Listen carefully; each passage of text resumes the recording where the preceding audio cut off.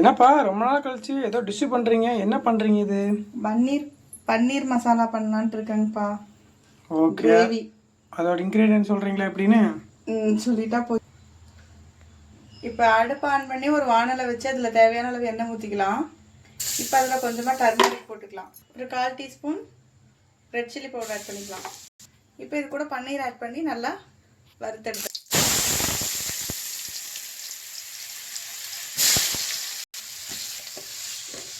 Mix well.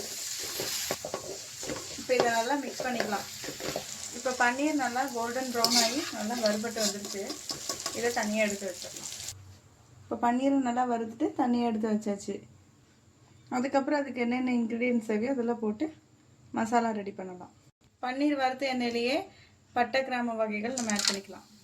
ஒரு பெரிய size வெங்காயத்தை பொடி பொடியாக நறுக்கி வச்சுருக்கோம், அதை ஆட் பண்ணிக்கலாம். சின்ன துண்டு இஞ்சி நறுக்கி வச்சுருக்கோம், அதை ஆட் பண்ணிக்கலாம். ஒரு 5 பல்லு பூண்டு ஆட் பண்ணிக்கலாம். அதுக்கு ஏற்றவாறு பச்சை மிளகாய் ஆட் பண்ணிக்கலாம். இப்போ அதெல்லாம் எண்ணெயில் நல்லா ஃப்ரை பண்ணி விட்டுக்கலாம். ஒரு 2 பெரிய சைஸ் தக்காளியை பொடியாக நறுக்கி வச்சுருக்கோம், இப்போ அதை ஆட் பண்ணிக்கலாம். ஒரு table spoon garam masala add பண்ணிக்கலாம்.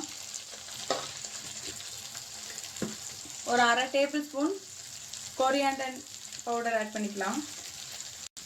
ஒரு 1/2 table spoon red chilli powder add பண்ணிக்கலாம்.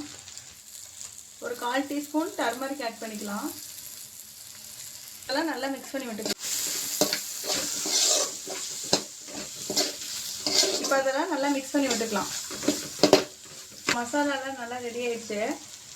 லாஸ்ட்டாக அடுப்பு ஆஃப் பண்ணிவிட்டு முந்திரி பருப்பை நல்லா அரைச்சி வச்சுருக்கோம் பவுடராக, அதை ஆட் பண்ணிக்கலாம்.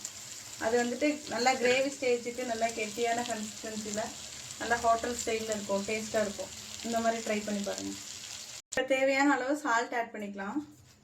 கிரேவி அரைச்சி எடுத்துகிட்டு வந்தாச்சுப்பா, அதை நம்ம ஊற்றிடலாம். நிறையா அரைச்சி எடுத்துகிட்டு வந்தாச்சு. மசாலா நல்லா ஓரளவுக்கு கொதிச்சு வந்ததுக்கப்புறம் பன்னீர் ஆட் பண்ணிக்கலாம்.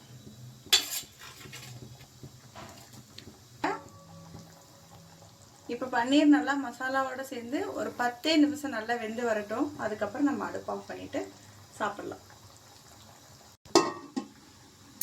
A few moments later. Open பண்ணி பார்க்கலாமாப்பா?